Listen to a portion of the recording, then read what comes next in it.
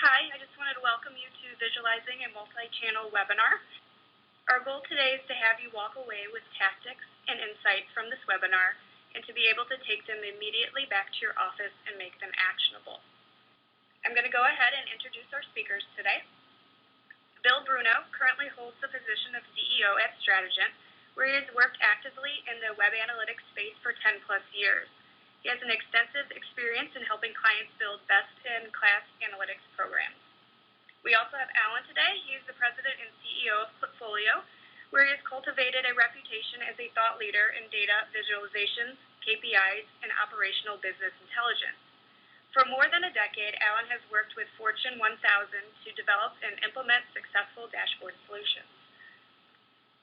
All right, I'm going to pass it over to Bill Bruno.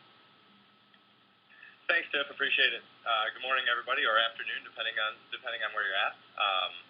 What I'm hoping to do today is sort of set the table for what Alan is going to be walking everybody through in the form of some pretty great visualization, real-time visualizations that Klipfolio can do.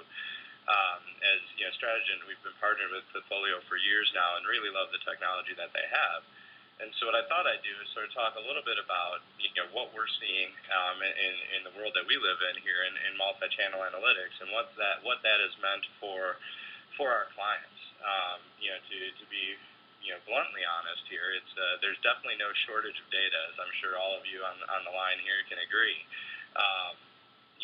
Which is a good and bad thing. The good side of it is that there is a lot of information you can gather about people, and you can use that to take action.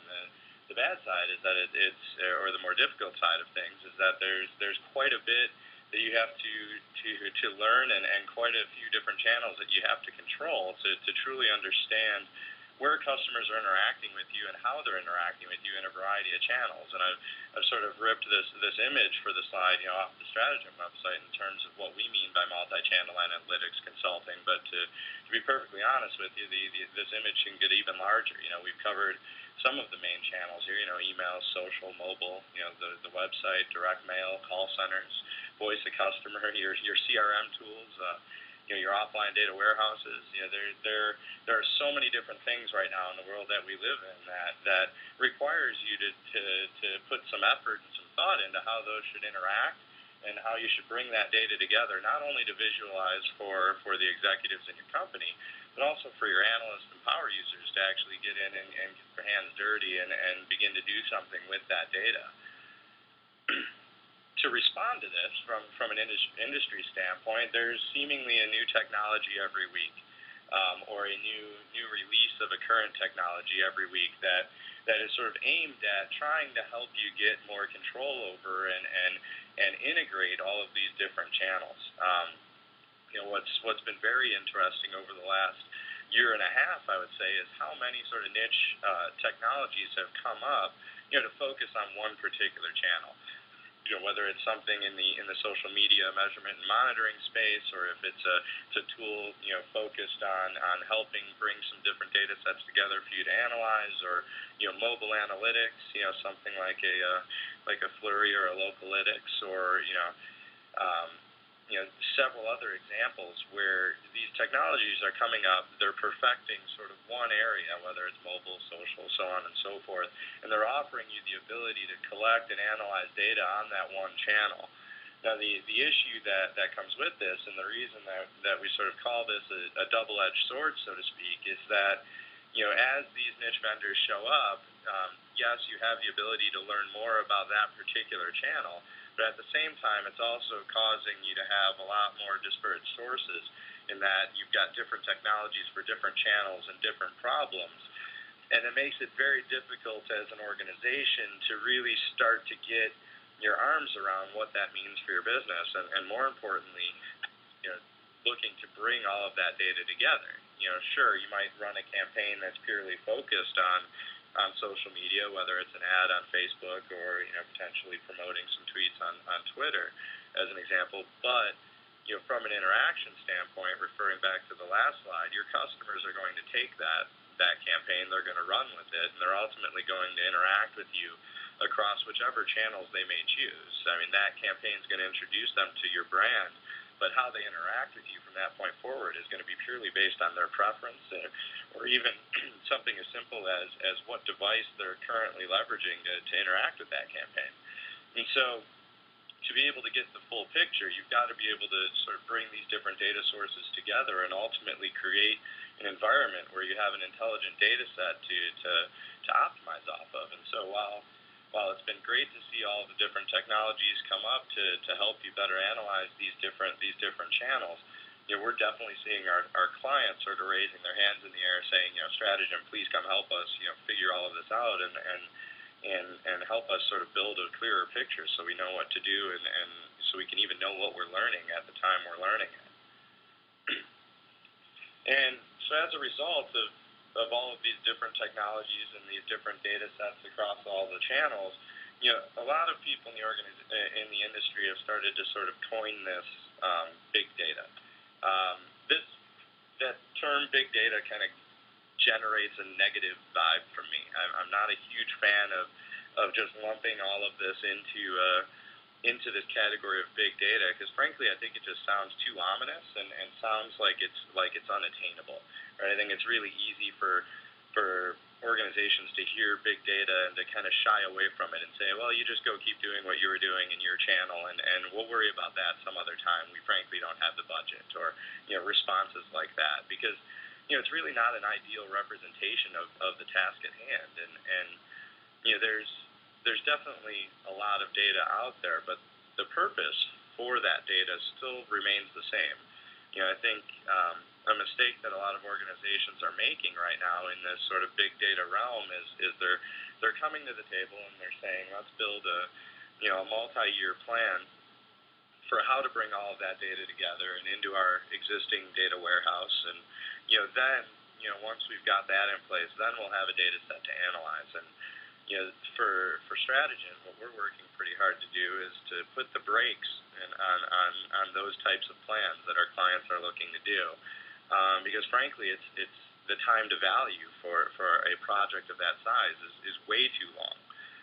I think a lot of organizations run into this in the optimization space as well when you're looking to run an A/B or a multivariate test on the site, in that the longer it takes to set it up, the higher the expectations are for the results. And ultimately, if you run a test that doesn't run to completion or doesn't ultimately highlight a true winner, the longer it's taken and the more budget that's gone into setting that up, the more scrutiny you're going to face, and frankly, you're going to lose the momentum that you're trying to build in the program that you have. And so, even though there's a lot of data here, the focus still needs to be on building an actionable and a manageable data set.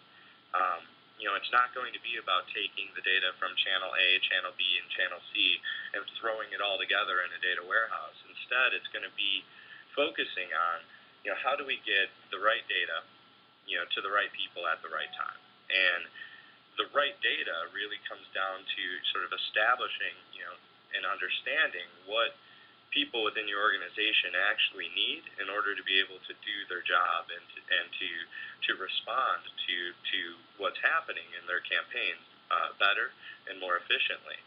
As you think about these different data sets, even just in a mobile analytics platform or social analytics platform, the amount of data that you have available to you is pretty crazy, and it continues to increase. And on top of that, you're dealing with data sets where the metrics aren't exactly all ironed out either, so they're changing rapidly and over time. Facebook tomorrow could decide to change their entire data structure for their APIs, as an example. And so trying to build this huge conglomerate of data that takes all of the data from these different channels, isn't feasible, because frankly it's going to break, tomorrow, as these vendors, change things. And so instead, giving it some more strategic thought and planning around what data from each channel do we need to sort of build this picture that our marketers or our business users need to do their job better, is more of the right approach. It's more focused, and it's focused on building an actionable data set instead of just building a giant big data warehouse that leaves everybody scratching their head wondering what to do with it. And some other things that we've seen as a result of this big data movement is frankly a lot of challenges in the organization. the biggest of which ends up being politics and red tape. So as you're sort of expanding the breadth of the data you're trying to make use of as an analytics organization, chances are you're encroaching on somebody else's territory. Whether that's the database architects internally that have the ownership over these large, extremely accurate transactional data warehouses, or it's the marketer in charge of your social media data, or the team in charge of your mobile campaigns and your mobile apps.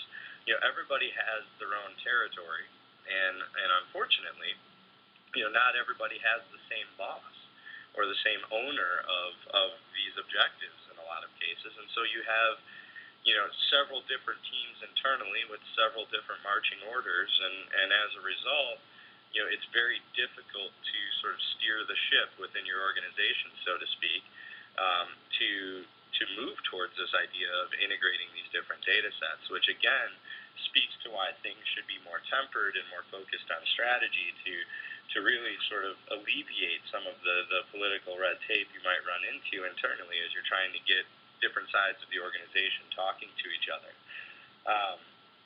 There's also a negative connotation in the offline world to a lot of the digital data that's being collected, whether it's on the web, mobile, social, DART, or affiliate ads, so on and so forth.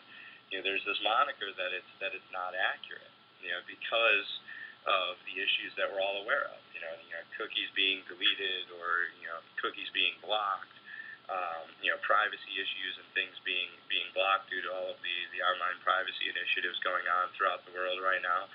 And digital data is more about trending than accuracy, which again makes for a difficult conversation when you're talking to a database architect who has a database that they're extremely confident in, that's 100% accurate for as long as they know, and the last thing they want to do is throw sort of quote unquote dirty data into it, right? And so there's sort of a necessary step in moving into this idea of automating and integrating your different data sets to sort of confirm that all of those, and audit all of those to the point where you think they're in line with best practices, while at the same time dealing with the issue of having to adjust a lot of old processes as a result. The data set schemas for offline data are very different than the online universe, and there's a lot of thought that also needs to go into how do we merge those together, and that's something that we've had to to solve from a pain point standpoint for a lot of clients, especially this year, more so than any other year. So there's definitely a lot of momentum around this concept of bringing offline and online data together and taking action on it. And as you step into that, here's really what it starts to look like. Ultimately the goal is the same. The channels are just increasing, right? You're trying to take data from your website, your offline media, your CRM, or your data warehouse, or your email marketing, paid search, so on and so forth, and all these different channels where you're interacting with customers, collecting data about those interactions. No matter how many there are on the left side, what you're ultimately trying to do is drive reports and dashboards for the business, conduct analysis on those data sets, so that you can generate some insights, and ultimately use those insights to feed some sort of testing, targeting, and optimization program to improve the user experience in whichever channels you happen to be measuring. And again, this is why it's so important to think more strategically about how this data comes together, so that ultimately you're getting the right data to the right people at the right time. And to get to this type of view, or to this type of process, typically starts with something like this, where for this particular client, we sat down with them, and they were a retail client, for this particular example, but we've got several for other verticals, which I'm happy to follow up and talk to you about following this webinar, or as additional questions here at the end. But it all comes down to trying to understand behavior, understanding the expected behavior that you have for customers in whichever channel you're looking to analyze, and trying to understand what the ideal behavior is, and then actually analyzing the behaviors to see if those line up. And if they don't, those are opportunities for improvement of the user experience to try to push customers down whichever path you're looking for. And for this particular client, they broke it into two areas. Sort of the pre-purchase behavior around the outside of this slide here, commonly referred to as the top of the funnel. And then ultimately post-purchase behavior, cross-sell, upsell.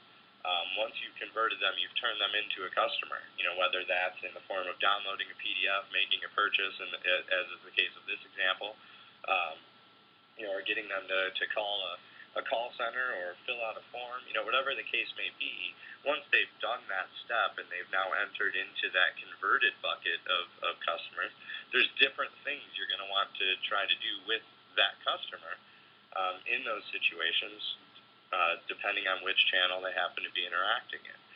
Whether it's looking to drive loyalty, looking to drive cross-sell or upsell, looking to drive an additional purchase, looking to optimize how they spend with you, so on and so forth. And understanding these behaviors and thinking about these different customer touchpoints is ultimately what's going to help you decide what data from which channel is most important for the business to be able to improve upon this model.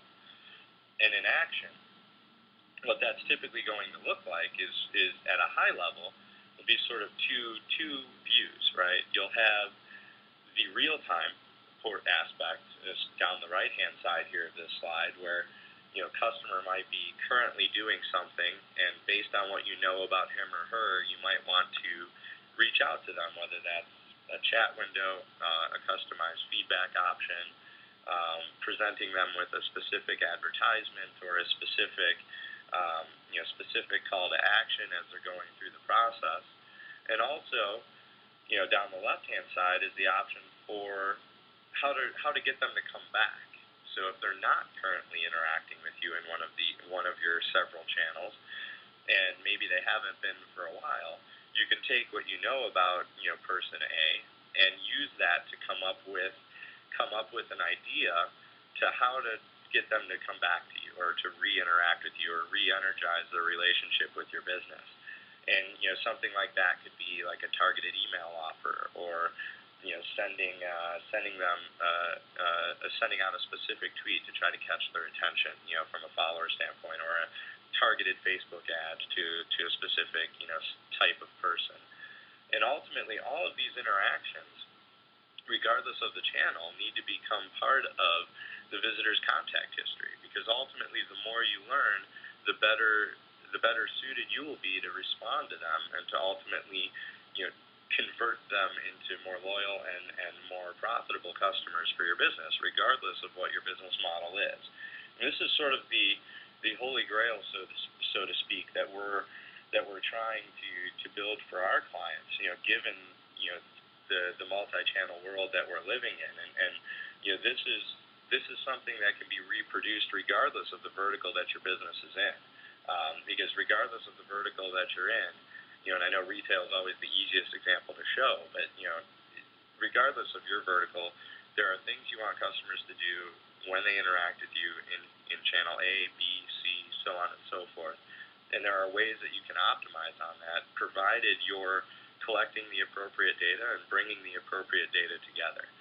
And there's several different ways that you can think about this, but from a governance standpoint, and focusing on sort of the reporting aspect and the dashboarding aspect for today's webinar, you can think of there being sort of, at the 50,000-foot view, you have 4 different types of users in the organization. You have your administrators for all of the technology that you're using to collect and analyze data and display data internally, and they sort of have all of the keys to the city. You have the power users that don't have all the same keys, but they're the ones that are getting their hands dirty in all of the data, trying to derive those insights, trying to respond to the questions from the organizations and helping to answer those.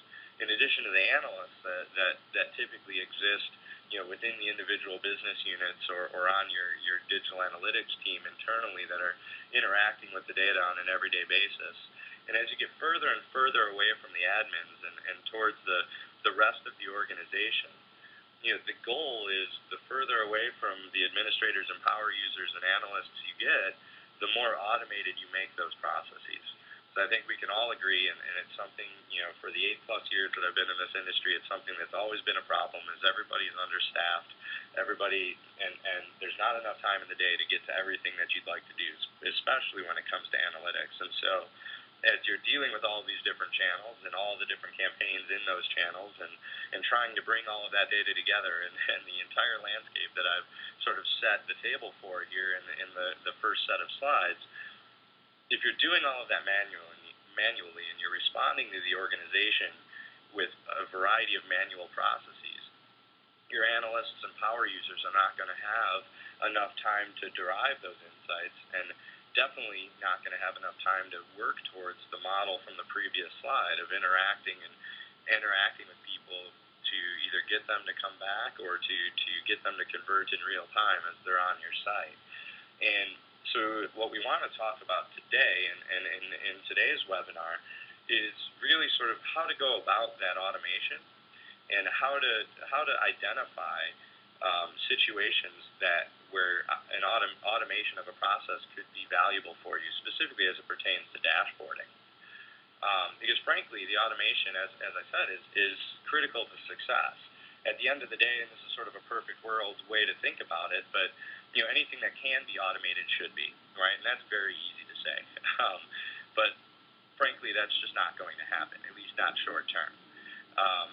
But there are definitely things that people care about and things that people need on an everyday basis that can be satisfied with a representative view in real time, of the data that they care about, whether that's actually integrated data or simply just displaying it side by side for the sake of being able to look at it and respond to it.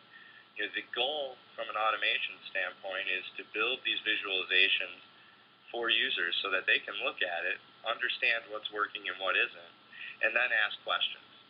What you want to get away from, in this previous model here, is you want to get away from the questions coming from the rest of the organization back to the power users and analysts. You want to get away from those questions being about the accuracy of the data, about what the data means, and instead have those questions be more focused on the why or the what's next, so that the answers are much more focused on moving towards this ideal model of taking action based upon what people are doing or aren't doing on your site. And the beauty of this, the more that you're able to do this, allows you to free up that time for analysis and optimization and ultimately drive ROI. Building a successful analytics program is all about building momentum, and the more clarity you can get around the data, and the more generally adopted distribution of the data you can build by leveraging something like Klipfolio to get data out in front of the business users and executives, the more likely you're going to be to have a successful program.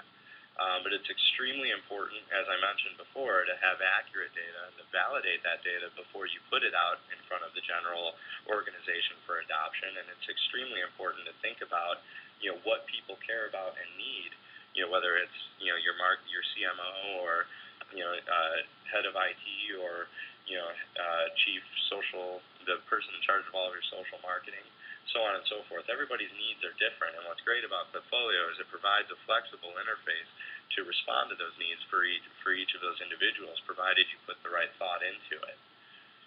And ultimately, as you think about what goes into these automated dashboards for the general organization, you need to think about what metrics are actually useful for each of these people, because metrics can either inform tactics or they can inform strategies at a high level. And what you want to figure out as you're having these conversations with business users to build these dashboard views for them is you really want to give some thought into, okay, what is actionable right now in this moment that provides a high amount of insight to them.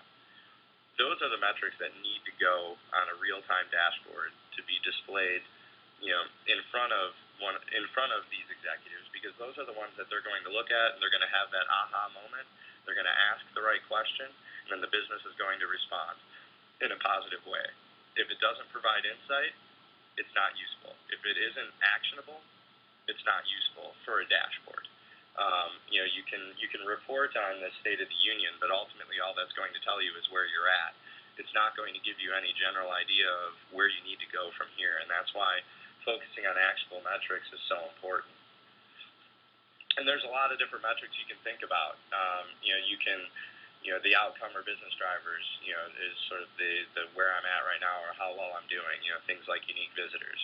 Not necessarily all that important for an actionable real-time dashboard. Conversion rates are more diagnostic and to show you what you can do better. Sometimes it's important to show the things where there's improvement needed, or anything that might be indicating an increase in an intent to purchase or an intent to continue to use your site, so on and so forth. And there's a variety of metrics that can be considered sort of more latent, that are more about where the opportunity is. Things like voice of customer data or survey responses, competitive data, correlations, so on and so forth. And it's important to be armed with this thought process, because a lot of times when you're trying to automate dashboards for the general organization, those conversations end up being much more of sort of a hand-holding type of conversation, where they're really looking for you to be the leader in those conversations to make sure that where you get them to ultimately gets them to where they want to be. And just kind of one final point here is sort of what's good for the dashboards versus what's bad. As I mentioned before, metrics that are tied to objectives that are more actionable, that provide context, should go on a dashboard in real time. Rankings that don't change frequently, rankings like a top 10, or extremely detailed data, not all that actionable and not ideal for building actionable real-time dashboards for your organization, because they're not really going to be able to do anything with that. You want to sort of hit them with the hard-hitting and the fast insights so that they ask the right questions and make the right changes to the experience. And a couple things here that you guys can go through from a slide standpoint when we send these out afterwards, but these are the top visualizations that we've presented in our dashboarding and KPI workshop classes around the U.S. and give you some general ideas of what types of visualizations to use and when to use them.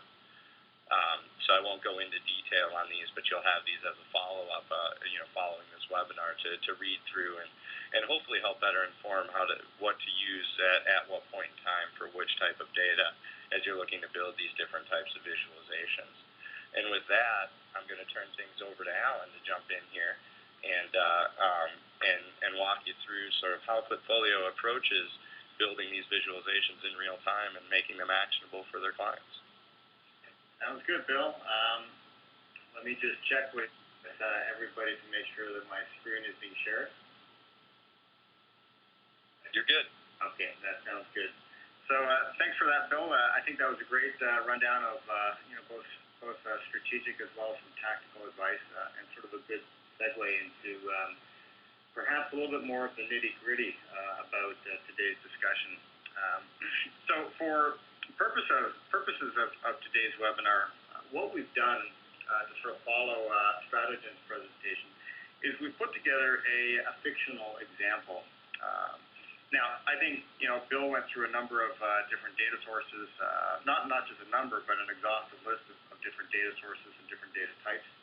So I think what we're looking at here is probably a simplification of what a marketing department would be looking at, but nonetheless, what it will allow us to do it'll allow us to sort of work through some of the thought process, some of the mechanics, and have a discussion about it. And in truth be told, a lot of what we're looking at here from a marketing point of view is actually not dissimilar to a lot of the organizations that we work with today. So before we get started and take a deeper look into the dashboard, let me just echo some of the things that Bill was chatting about as well. So let me spend a minute or two just thinking about some high-level concepts about data visualization. And we've been in the dashboarding space for 10 years, and we're big believers that ultimately dashboards, data visualization efforts, the ultimate goal is that they need to increase communication or communications effectiveness. And we've seen a big trend, a very positive trend too, where the world used to dedicate its reporting and its analysis really only to the C-suite or to upper management. And we've really seen that actually change more to the fact, more to where the entire organization now has access to metrics. Now, they may not be the right metrics. I think that's something that still needs to be fine-tuned. But we've definitely seen the democracy of data, get through the entire organization. The other thing dashboards, of course, have to do is they've got to make consuming complex or disparate data more efficient. So, time and time again, we've heard scenarios where folks have to go into Google Analytics. They've got to go into their web trends reports. They've got to pull data from the Twitter reports or the Facebook insights. They've got to grab their weekly AdWords data from the server, and then they've got to take it all into Excel and manage this thing and come up with data that is insightful. So there's a huge amount of time that is being spent trying to assemble this data. And in many cases, that just simply means that the data is out of date, and in some cases, it's not being done at all. So, obviously, having a dashboard, it's got to be able to consolidate and simplify that task, make that task more efficient. The other thing, of course, is it should prioritize tasks, and I think Bill was talking about that a lot. And there's a couple of slides right at the end, which were actually very meaningful. Again, I mean, not just the fact that you can put everything on a dashboard, but you should really think about what are the things that are indeed actionable. So, steer clear of the things that are just lists, or they don't change, or the data doesn't update, for a month at a time. So really look at the things that will drive change, that will drive engagement. And actually, that's probably the last point. The dashboard, of course, has got to be engaging to the audience. So, you can develop a really insightful dashboard, but if it is not, visually appealing, if it is too complex, if the data is not updating frequently enough, you're not going to get the buy-in of, your average user. So, that all of those things, sort of keep those things in mind. The dashboard really should be increasing the communications effectiveness. And there's a couple of fundamental questions as well that I always like asking. I mean, one of the questions is sort of a new employee question. So imagine this scenario. Let's say there was a new employee that came in and was looking at this dashboard for the first time. Could they interpret the dashboard or a particular widget? Could they do that without assistance? So, if I was to take this example here, the social interactions widget, we call them clips. So if I call them clips, know that I'm talking about the widget here. So let's just take a look at this from a new employee's point of view. So, we've got some red coloring here for the gauge. So, I'm interpreting that as, this is bad. So we're not in the bad area. We're sort of, inside of the green or the positive area. I can see here that we're actually talking about social interactions.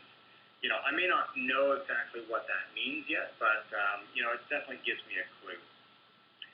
It looks like I've got, 3 here that are maybe the most important social interactions, and with all those things, I've got some context. So I can see that, this one is trending up. This one's trending down, and that one's trending up as well. And it gives me a sense of what the relative number of events are or views. And then I can also just see a very simple spark line. So there's not extraneous or unnecessary data here. It's really a spark line that's meant to just tell you what the overall trend is, or were there certain spikes that maybe I should look at? Why did that happen? If I look at all of these, they all seem to be spiking at the same time. So that, again, gives me a little bit of context.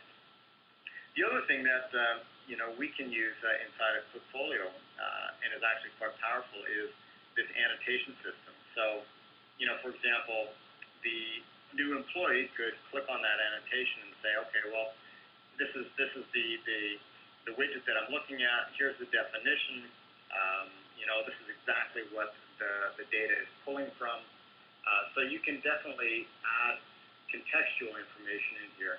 And not only that, but as these as the data updates, one of the things that may happen is that you find out what happened sort of mid-month. So you may want to add an annotation, or somebody like Stratigent, that may be managing your dashboard may add an annotation and say, oh, we had a campaign or an ad campaign that went out, October 15th. You'll see a spike in the data. So again, if we can make the data contextual, if we can make it self-evident, so that somebody knows what they're looking at, that will definitely increase the decision-making, the acceptance of the data, and get everybody on the same page as well. One of the other strategies, of course, is, have you removed noise? And Bill was chatting about that as well. So don't include big lists of things, especially if they're not going to change. So one example here might be, well, we're only including Twitter, Facebook, and YouTube. Yeah, we've got LinkedIn, yeah, we've got, Pinterest, and we've got some other social activities, but, perhaps those are not part of the mix right now. So try to simplify, what you're looking at. Ask yourself, is the data, as we were chatting about earlier, is the data that I'm presenting, is it actionable? Is it the long tail that really I could actually just get rid of and ignore for the purposes of our business? So those types of questions go a long way in trying to figure out, well, what exactly should I be showing? What is really no more than noise. So now we could probably talk, all afternoon about best practices on data visualization. However, if you sort of keep those things in mind, that will definitely help you build sort of meaningful dashboards and meaningful widgets, that will be used and will influence the business. So why don't we take a little bit of a closer look at this dashboard here. And you can see the things are flashing every now and then. So this is sort of real time. We're actually just following our webinar right now, or the Twitter stream right now. So feel free to ask questions if you've got questions. We'll probably see it right in here. So let's have a closer look at this particular, call it multi-channel marketing dashboard. So we've got some social metrics here. As we were looking at, we've got some web metrics. These metrics might be coming from something like Google Analytics, maybe web trends, or site catalyst. We've got our sales metrics. Typically we see folks either plugging into a CRM, such as Salesforce, or going directly to an on-premise database, or a cloud-hosted database for that matter. So we're already looking at a couple of different data sources that we're pulling data from, on a periodic basis. And if I was to take a look at the other ones down here, this one again is looking at sales metrics. So chances are it's pulling from the same database or data source as this one is here. As Bill was saying too, what are the zero-based metrics? Really try to highlight them. What's going on in these countries? Provided they're important countries, why are we seeing no sales there? So everything else is neutral. You get a little bit of a sense of, what countries are generating additional or greater revenues. But the ones that you perhaps really want to pick up the phone on are the ones that are highlighted in red. This one here is interesting because it's actually a little bit of a ratio. So we're looking at metrics that are coming not only from the sales side but also from the social or the website. So we're saying, what is the wins by channel? So as soon as you start combining these metrics, you can get some very, very interesting insight into what you're looking at. And then we've taken a look at this one as well. So we're probably pulling straight from just Twitter. Now, from a social point of view, we could pull data from Topsy as well. I think Bill mentioned Flurry. We can pull data from Radian6. But oftentimes what we're doing is we're actually going out to the individual data sources and pulling data directly from those particular sources. So, if we take a look at just these top ones here, we could pretty much say that those are, let's say, single source widgets.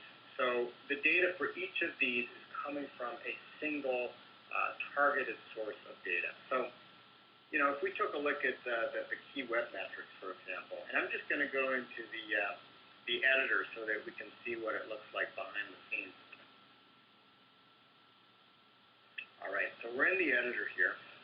And if I pop over into where we manage our data sources, we can see that we've actually got two data sources. We've got an XML feed that is providing back some web metrics. And then we've got a data source, a tabular data source. Looks like it's summarized by day, but by region, and it's providing visitors and leads. But nonetheless, what we're looking at here is both of these data sources are basically web metrics or web analytics data sources. So they're going out to their various different data sources. They're being refreshed, and then the metrics themselves are being displayed inside of this widget here. And likewise with the other 6 clips up here, the other 6 widgets up here, most of these are going out to a single data source. The sales is about sales, web metrics about web metrics, and et cetera. Now, and that's good, and it's providing benefit. Even if we just stop there, this dashboard would be providing benefit.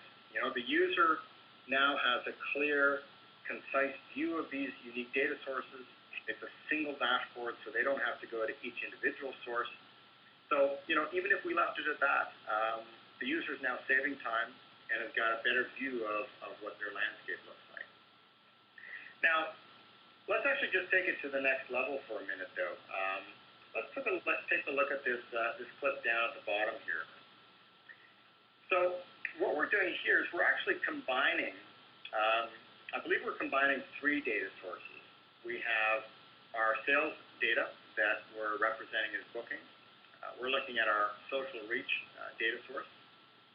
And I believe we're pulling data from Facebook and Twitter all into a single data source and using that. And then as we saw before, we've got visitors and leads that are coming from the same data source as well. So this is actually quite interesting because as soon as you take disparate data sources and you start developing relationships and you're looking for ratios, that's typically been relatively hard to do in the past. Folks are used to Google Analytics, but Google Analytics doesn't have data from your sales CRM. Google Analytics doesn't have data from your call center, your outbound call center. So how do you know how your efforts are actually impacting, sales through the call center? How do you know that it's impacting, a lessening of the help desk calls? So looking at how these things relate and being able to easily combine data sources is a huge benefit. And actually, before we even take a look at this clip here, I'm not sure if we mentioned it already, but we're actually doing it here already. So we've got a really meaningful metric, basically our lead to win ratio.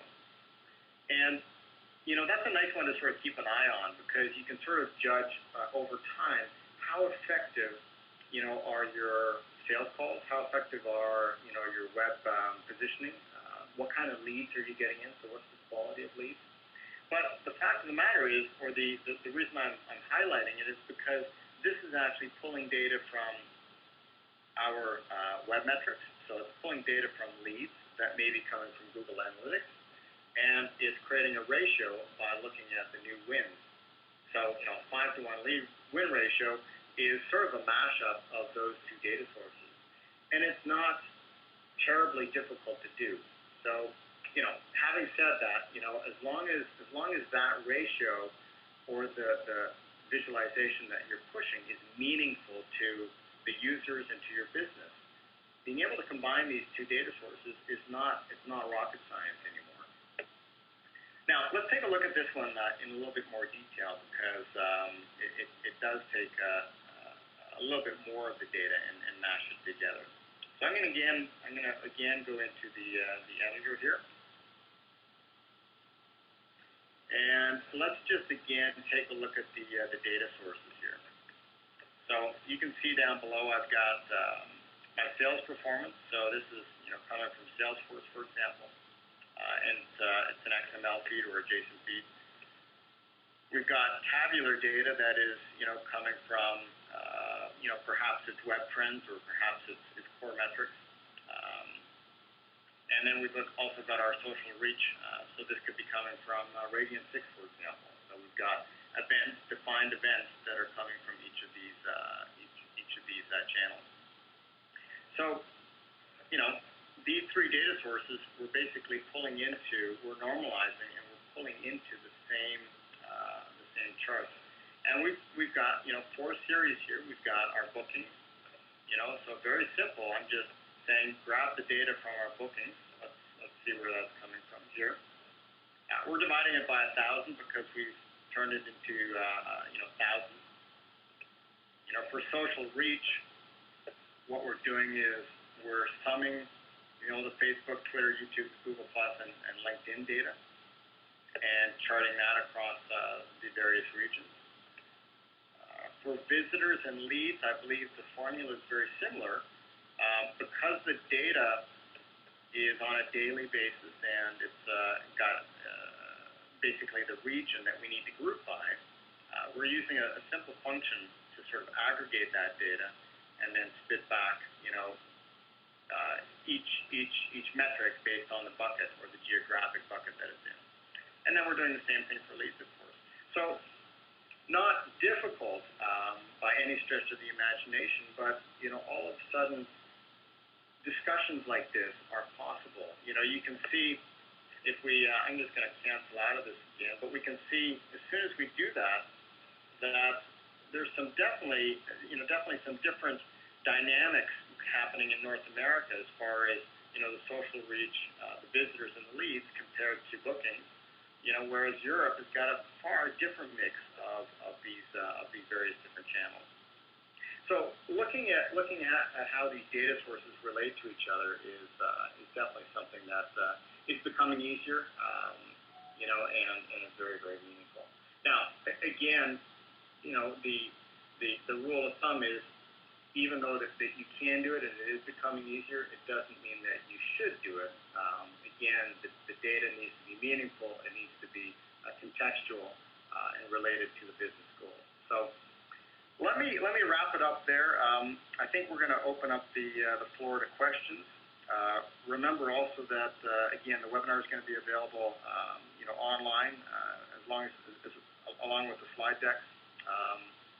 So I guess, Tiffany, over to you, right? Yes. I had a couple. Hand this back over.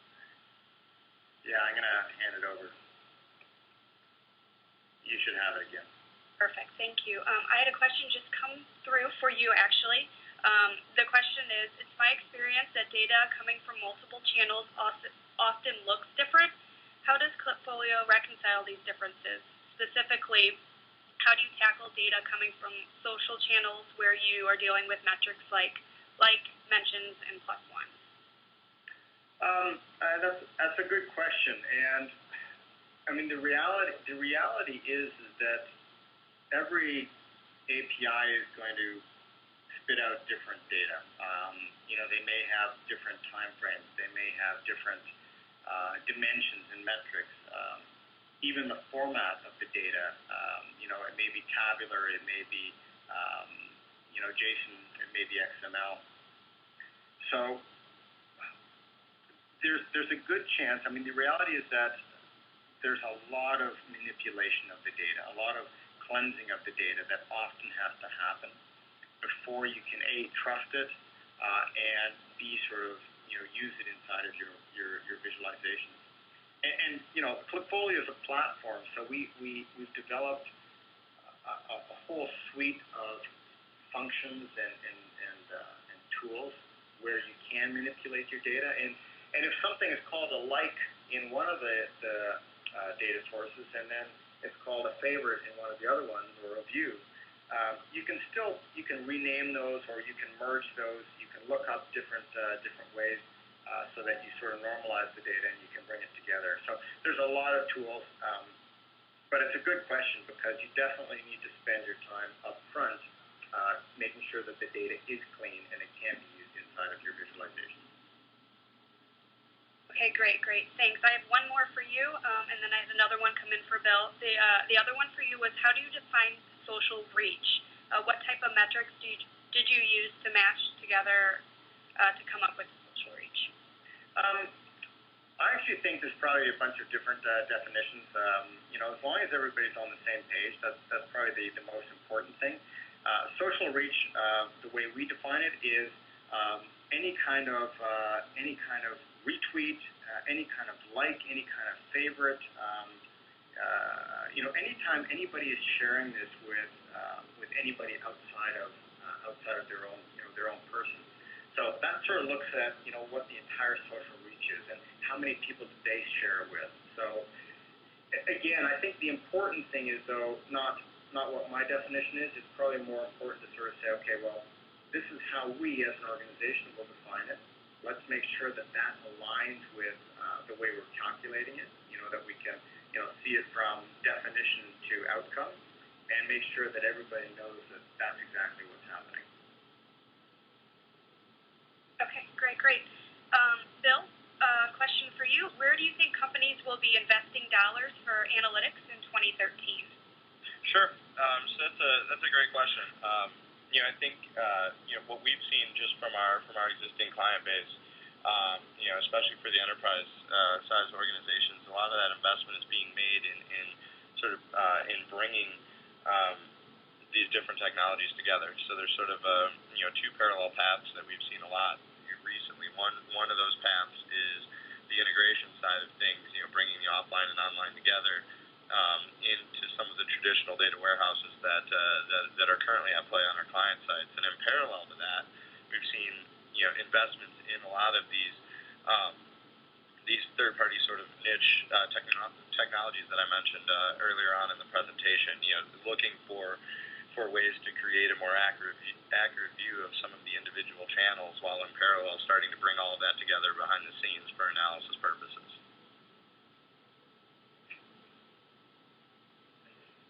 Okay, great, thank you. A question just came in for you, Alan. Okay. The question is there a limit to the number of data sources you can have in a dashboard? Does it become cumbersome at some point? There's no limit to the number of data sources that you can have, and each individual data source, is governed by its own refresh rate. So you can have something that refreshes once a day, or you can have, if you have call center metrics, they're often refreshed, once a minute or very frequently in any case. There's no limit. I would say it can become cumbersome if the data sources are unnecessarily duplicated. So oftentimes you can ask for a number of metrics back in a single data source. So a single fetch can get, visitors and bounce rate and, cost per click, et cetera, et cetera. And what we sometimes see is that customers will pull back a single metric in one data source and then a single metric in another data source. So there's definitely ways of simplifying that. Now, the other thing that we have inside of Klipfolio is the idea of being able to group and manage your data sources. So if you're working on a bunch of sales data sources, you sort of stick them into the sales group. If you're working on the marketing ones, you can stick them into that group. And the groups, you can arbitrarily spin up different groups. So that's one way to sort of look at different data sources. But we've got customers that like just thinking off the top of my head, certain customers have in the neighborhood of 10 to 20 data sources, and other ones have got 500 data sources that. But again, it's 500 data sources that maybe 50 different people are managing. So there's multiple different ways to sort of slice and dice that. But if it's done right, you definitely have control over the data sources you're managing. And one thing I'd jump in and add to that we've seen sort of be beneficial when for clients that have a significant number of different data sources that we've done is sort of bring all of those different data sources together in one database. Sometimes clients host that internally, other times we host it in the cloud, so that can latch into Klipfolio, but we can sort of build that condensed strategic design of all those different data sets to help sort of speed the process up and latch that into the visualization platform of Klipfolio to be able to better represent that data. That way it's not just a bunch of direct connects right to Klipfolio, but you can have that intermediary to kind of merge them all together ahead of time. And we've seen that work for some of our larger clients too. And you know what, Bill, that's actually a really good point, particularly because a couple of APIs may not have the same capabilities, or they may not be all equal. So you may want to dump it into a database so that you can have a historic view of all that data. Facebook and Twitter, for example, they're not great as far as being able to offer historic data. So saving it to a database, affords that possibility as well. Okay, we have one last question that came in, and it's for Bill. Bill, how do you think organizations might restructure to benefit analytics? Sure. So we've seen this a little bit, just sort of what I would call the tip of the iceberg, so to speak. But there's been a lot of reorganizations, movements in our client sites where they're sort of in some ways splitting up the analytics team into business and technical, where the business analysts and optimization experts are sort of aligning with the marketers or the merchandising teams and so on and so forth, so that they can sort of better improve the experience from there. And the technical side, the power users, the administrators for the different technologies are starting to sort of line up underneath the business services or the IT teams internally at the organizations. And what's been helpful for those types of reorganizations is it's starting to create a more unified vision, in that there's sort of one owner ultimately at the top of the food chain for driving the strategy, whether it's technical or business/optimization focused. And so I think you'll see the way that organizations try to get around a lot of the red tape and the politics that I mentioned before is by really putting the analytics team in the right position for success internally and reporting to the right executives. Wonderful. Okay, so that wraps up our question and answer. I just wanted to thank everybody for taking the time to join us today. If you have any additional questions, please feel free to tweet or ask Bill or Alan. They'd be happy to help.